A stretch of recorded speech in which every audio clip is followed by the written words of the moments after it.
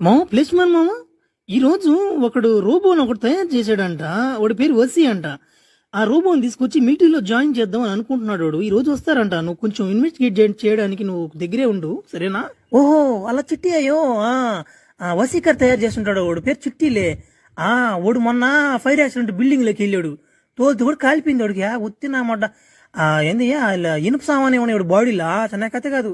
మనిషి ఏం ఫిట్నెస్ గా బాగానే తయారు చేశాడు కానీ చిన్న పెత్తనమ్మటి పనులు చేయట్లే వాడు. భలే పెత్తనమ్మడు వాడు. మిలిటరీకి పనికి వస్తాడు పనికి రాడు నాకే తెలియదు. వాడు వస్తే గానీ చూడలేం, చెప్పలేము దాన్ని.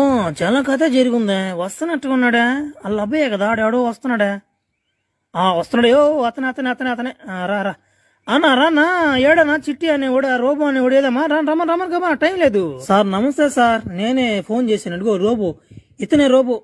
చూడండి సార్. పర్లేదు బానే ఉన్నావే. కుర్చీ ఏమైనా ఏమంటావా ఏంది? నువ్వేంద్ర మాట కుర్చీ వేసి నేనే వేసుకుంటా. మొత్తం నమ్మ చిటికలే చేసుకుంటా నేను. రోబో అంటే ఎరుపు కనుకోనరు మీరు. చెప్పు చిట్టి, నువ్వు ఏమేమి పనులు చేయగలుగుతావు చెప్పు. నువ్వు ఫైటింగ్ అవి ఫైర్ యాక్సిడెంట్ లోకి అలా వెళ్ళగలుగుతావా? గాలి ఎగరడం అవన్నీ చేస్తావా? అన్ని చేస్తా అన్ని పనులు వచ్చు. ఒక పుస్తకం అన్నమాట 80 పేజీలు 100 పేజీలు అయినా కానీ తిప్పేలేపు చదివేస్తుందని. కానీ ఎవరంటే వాళ్ళు చెప్తే నేను పని చేయను. ఎందుకంటే నాకు మంచి పెద్ద గుద్దబలుపు నాకన్నా గుద్దబలుపునప్పుడు ఎవరు ఉండరు. అవునా అలానా? అయితే రోబో నువ్వు ఒక పని చేయి రోబో. నువ్వు దెంగి నుంచి దెంగి ఉండబా నాకు